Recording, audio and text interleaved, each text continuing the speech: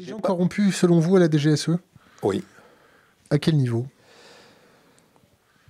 Au niveau des ambassades, de personnel qui travaille au niveau des ambassades, ça c'est sûr.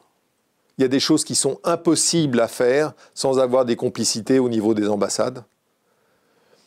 Qui sont impossibles à faire, c'est-à-dire? Je pense que... Est-ce que vous avez été amené je vous donne un exemple. En 2014, Areva signe un contrat avec l'État nigérien. Précaution oratoire, pas de diffamation, et ainsi de suite. Areva signe un contrat avec l'État nigérien en 2014, par lequel il s'engage à verser un total d'à peu près 110 millions d'euros pour construire un siège qui servira au ministère des Mines, à Niamey, reconstruire une route qu'on appelle la route de l'uranium, parce que c'est la route qu'empruntent les camions quand ils vont exporter l'uranium à partir des mines. Et puis un petit complément pour développer l'agriculture à un endroit. Le siège à Niamey doit coûter 10 millions d'euros en 2014. Quand j'ai quitté Niamey en 2020, il n'était toujours pas terminé. Donc tout le monde à l'ambassade peut voir que l'argent n'est pas allé là.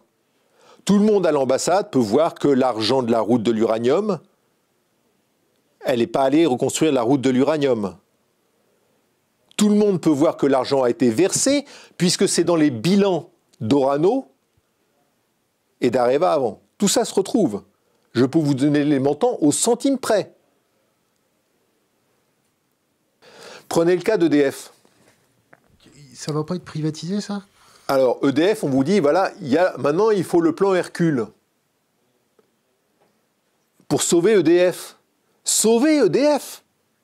Attendez, mais moi, quand j'étais adolescent jusqu'à mon âge d'homme, EDF, c'était l'État français, c'était un paquebot économique. C'était une entreprise qui avait le monopole, qui fournissait l'électricité à tout le monde, qui ne pouvait pas perdre d'argent. EDF, 60 milliards de dettes aujourd'hui, et les actifs, on se demande où ils sont. Alors on dit, faut faire un plan Hercule pour sauver EDF. Attendez, quand il y a eu le premier confinement, même encore récemment, à un moment donné, la capitalisation boursière, c'est-à-dire la valeur en bourse d'EDF, était à peu près équivalente à 1,5 fois l'EPR de Flamanville. C'est tout. Et on vous dit, mais il n'y a pas de problème. Pourquoi vous vous inquiétez du plan Hercule? Mais attendez. Où ils sont? Où est l'argent? Qu'est-ce qu'on a fait avec British Energy qu'on a acheté en 2010, qu'on a surpayé? Qu'est-ce qu'on a fait avec tous ces EPR, avec Hinkley Point? Qu'est-ce qu'on a fait? Qu'est-ce qu'on a fait qui est un véritable poison, un véritable boulet pour la génération d'après? Qui n'a rien bénéficié, mais de rien. Autant moi je peux dire ma génération, je suis né en 62, ma génération a bénéficié d'une certaine croissance, a bénéficié de la dette publique, d'un certain âge d'or. Mais les gens qui sont nés à partir des années 90, on va dire, mais ils ne font que payer.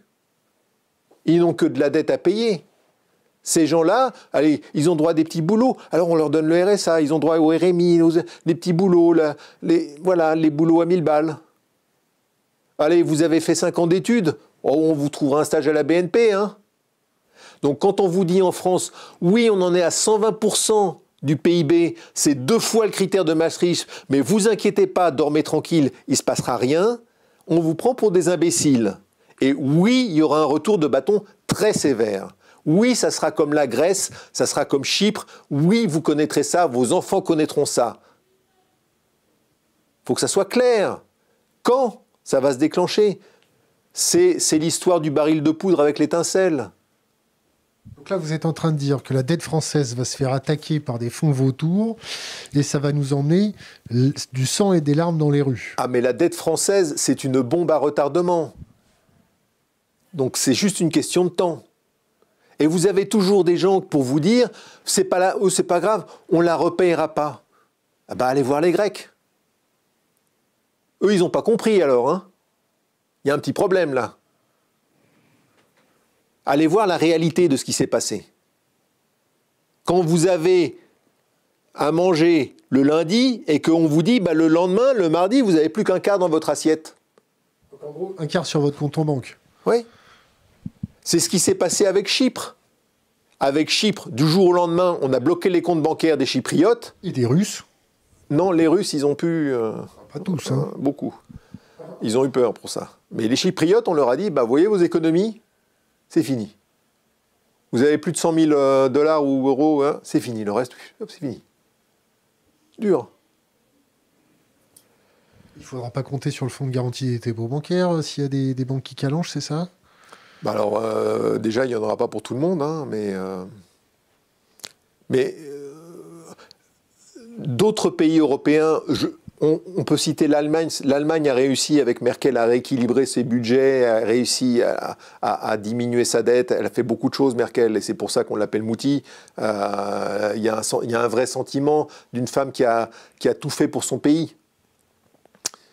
On aurait bien... Moi, est-ce que j'aurais voulu une Merkel en France? Mais tout de suite, je signe. Vous voyez? Même si elle parle allemand, pas de problème. Si elle peut faire la même chose que ce qu'elle a fait en Allemagne, je signe tout de suite. Mais nous, on a continué à nous mentir. On a continué à émettre de la dette publique. On a des années sans interruption de déficit public, mais ça devient... Est-ce que des enfants... aujourd'hui, peuvent concevoir qu'un jour, on a eu un État avec un budget à l'équilibre? Il faut avoir quel âge pour ça? Moi, j'ai 58 ans. Je me souviens que dans les années 70, on a eu un moment des budgets en équilibre. Il faut remonter à ces années-là. Mais des gens de votre génération, un budget, c'est un déficit. C'est quoi? C'est de la subornation de vote? C'est de la tromperie. Un exemple tout bête. En matière de corruption, qui est un sujet qui est préoccupant au niveau de la France, au niveau de la corruption, compte tenu du niveau de la corruption en France. Vous avez deux organismes, Sherpa et Anticor, qui ont un agrément pour porter plainte dans le cadre de la corruption. Bon. Se porter partie civile. Cet agrément, il n'est valable que 3 ans. Donc tous les 3 ans, il faut demander au ministère de la Justice si monsieur le ministre veut bien renouveler l'agrément. Évidemment, les affaires de corruption, c'est jamais 3 ans. Karachi, ça a duré 25 ans. Toutes les affaires, Uramine, j'en parle même pas, c'est 10 ans aussi, mais bon, toutes les affaires sont longues. Donc quand vous bloquez les gens en leur disant, on vous donne l'agrément, hein, pas de problème. Ok, vous avez un agrément, donc au niveau international, la France a bien des organismes qui ont un agrément. Bravo. Mais l'agrément, c'est 3 ans. Donc, si jamais ça dérape, si vous êtes efficace, top, adieu l'agrément. Alors, très simple. Vous voulez lutter contre la corruption? L'agrément, il passe de 3 ans à 8 ans. Ou de 3 ans à 5 ans. Avec des contrôles. Ouais, il n'y a pas de problème. Mais plus long. Ça ne demande pas d'argent. Ça ne demande pas des heures de réflexion.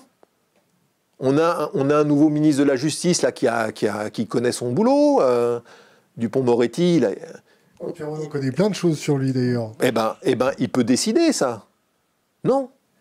Il ne le fera pas. Voilà, ça se paye. Je vais vous raconter un fait réel.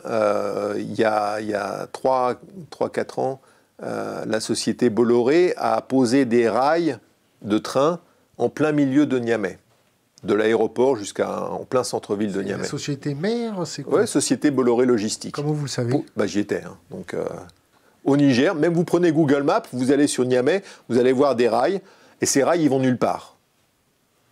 La première fois que la locomotive est montée sur les rails, elle a déraillé. Parce qu'il y a de la corruption derrière. Nous, parce que Bolloré, c'est la France, c'est nous, c'est un représentant de la France. Il y a des éléments de la DGSE chez Bolloré. Donc, comment vous savez ça? Mais moi, j'y étais. Vous pouvez aller à Niamey. Moi, j'y étais 7 ans au Niger. Vous savez qu'il y a des éléments de la DGSE chez Bolloré? Parce que Michel Roussin est un ancien de la DGSE et que c'est connu, et que Bolloré embauche les anciens de la DGSE. C'est connu, c'est pas un secret, c'est pas interdit non plus. Hein. Vous avez le droit. Mais c'est l'image de la France. Ce que je veux dire par là, c'est que Bolloré, c'est l'image de la France à l'étranger. L'image de la France à l'étranger, c'est d'avoir construit des rails qui ne vont nulle part en plein milieu d'une capitale africaine. Est-ce qu'on ferait ça? Est-ce qu'on on imagine seulement une fois qu'une société étrangère construise des rails en plein milieu de Paris et dise « débrouillez-vous avec, il n'y a rien, ça ne sert à rien ».